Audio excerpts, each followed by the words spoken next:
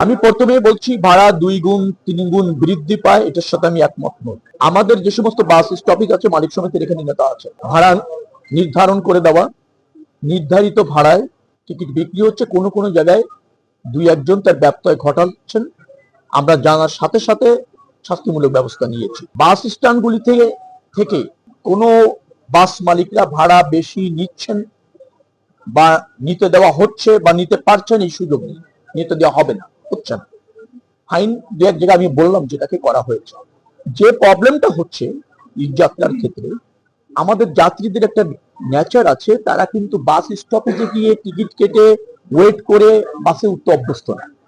যখন গার্মেন্টস ছুটি হয় এবং শেষের দিনে যখন আমাদের কর্মব্যস্ত মানুষগুলো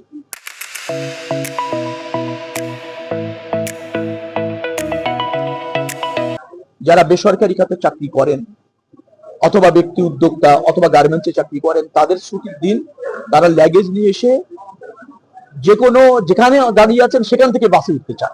অর্থাৎ বাস স্টপেজে গিয়ে টিকিট কেটে সিট নিয়ে যাবেন, এভাবে তারা এই অপেক্ষা তাদের থাকে না। তারা মেইন চলার সড়কে দেখবেন, আপনি যদি বলেন ঢাকা থেকে একবার টঙ্গী পর্যন্ত 2 পাশে মানুষ দাঁড়িয়ে যায়, লাখ লাখ মানুষ চলন্ত গাড়িতে উঠার জন্য। সেখানে অনেক জায়গায় যাত্রীর কাছ থেকে ভাড়া নির্ধারণের চেয়ে বেশি নেওয়া হয়েছে।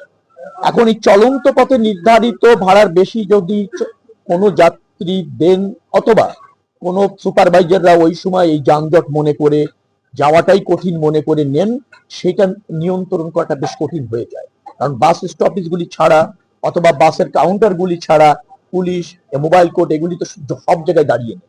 এরকমের কিছু ব্যত্যয় ঘটেছে, বিগত দিনেও ঘটেছে। এবার আমরা আরো সে ব্যাপারে সজাগ আছি, সক্রিয় আছি। গতবার 25টি মোবাইল কোড ছিল, এবার আমরা 69টি মোবাইল কোড করতে যাচ্ছি ম্যাজিস্ট্রেটকে নিয়ে, যাতে এই সুপারভিশনটা, নজরদারিটা, আবার বাস স্ট্যান্ডগুলিতে ভিজিলেন্স টিম, মনিটরিং টিম, তারপর হচ্ছে আপনার যেটাকে বলা হয় কন্ট্রোল রুম, এগুলিতে আরো বেশি ফাংশন করানো যায়।